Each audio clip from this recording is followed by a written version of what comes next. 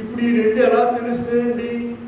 నీ భక్తి ఉన్నదో లేదో, గురుగులుగా ఉన్నావో గోధుమలుగా ఉన్నావో ఎలా తెలుస్తుంది?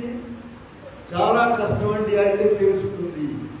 ఎవరైతే ప్రభు సన్నిధిలో ప్రతిదినము మత్తయి సువార్త 11వ అధ్యాయంలో 29వ వచనంలో ప్రభు ఒక మాట చెప్పారండి, నా యొద్ద నేర్చుకునుడి అని చెప్పారు.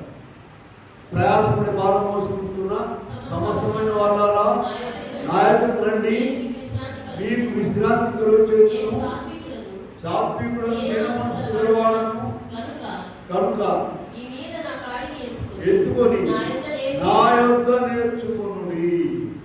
వీళ్ళారా, ప్రతిదినము ఎవరైతే ఆయన సన్నిధిలో ఉంటారో, ఎవరైతే సన్నిధిలో ఉండి ప్రార్థన చేసుకుంటారో వారు గురుగులుగా ఉన్నారా